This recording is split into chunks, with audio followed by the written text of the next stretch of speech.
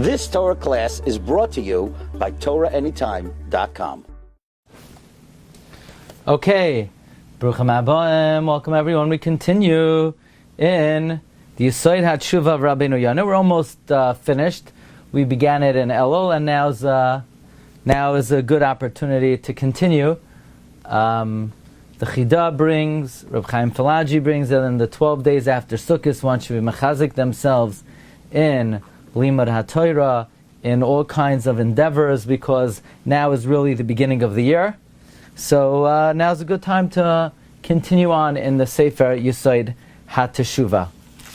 The Rabbeinu Yonah says, "V'al yelech adam b'mitzvahs haboirei bekeri." Do not walk in Hashem's ways haphazardly. He says, look in the Taras Kayanim and B'chukaisai Parakei Halacha Hey. Ka'adam ha'isa b'mikra. Don't do mitzvahs like happenstance. Don't do mitzvahs like, sometimes I do it, sometimes I don't do it. Ela kulam yasa tamid. You should do all of them always. The Poskim give an example. What does it mean to do mitzvahs bekeri? An example would be, if let's say while you're making a bracha, you dry your hands. You're not supposed to do any activity during a bracha. When you're doing a mitzvah, you should be wholeheartedly focused on the mitzvah. By the way, even during Chazar Sashatz, one has to be focused on the words of the Chazan. The Mishnah Berurah even says that one should not collect tzedakah during Chazar Sashatz, because it's like during Shemana Esrei. Imagine during Shemana Esrei, a guy was fiddling around with change and seeing how many dimes he could get for $1. I mean, in my shul, I don't allow them to go around with the pushka during Chazar Sashatz. For the shul, if an ani comes in, I'm not going to stop him. But I don't allow the shul to collect for itself during Chazar Sashatz. It's like Shemana Esrei. It's even worse than Shemana Esrei. You're better off having a guy walking around during the Shtiller Shemana Esrei with the pushka than during Chazar Sashatz. But that's an example of doing mitzvahs bekeri. It's just haphazardly, without focus. But you should do all the mitzvahs. Here there's a focus on doing all the mitzvahs. All 613, we know there's an idea that the 248 positive commandments correspond to the 248 limbs. The 365 sinews correspond to the 365 negative commandments.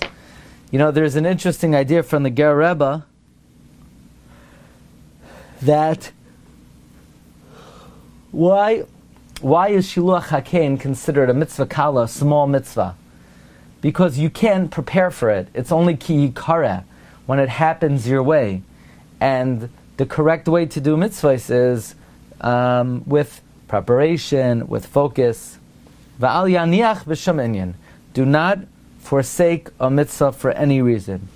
Lo mibnei atzlos, not because of laziness. V'lo mibnei habusha, not out of embarrassment. And here it's very interesting that Rabbeinu Yonah gives an example of a mitzvah that somebody might neglect due to embarrassment. Let's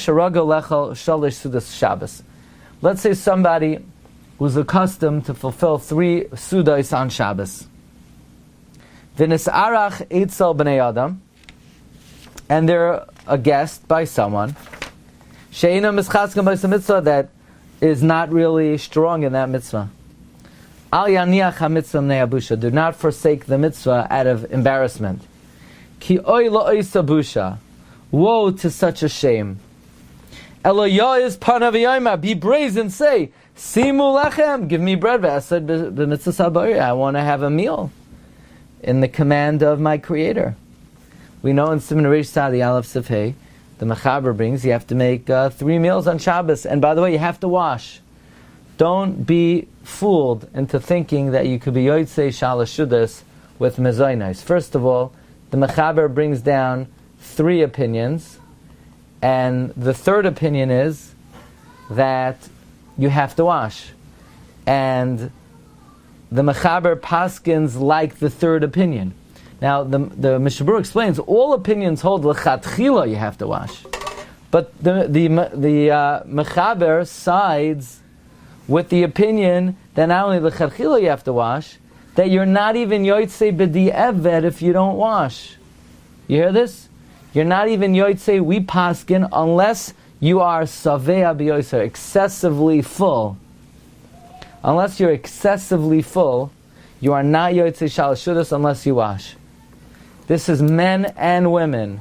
If you came just once the whole year to hear this halacha, it was worth it. If you came down to this world just to hear that you need to wash for shalashudas, it is the most important thing you ever heard. The Gemara says, anyone who eats 3 meals on Shabbos is nitzal from Gehenna, is nitzal for the Yom Hadin Hagadol, is nitzal from Melchemes Gog uMagog.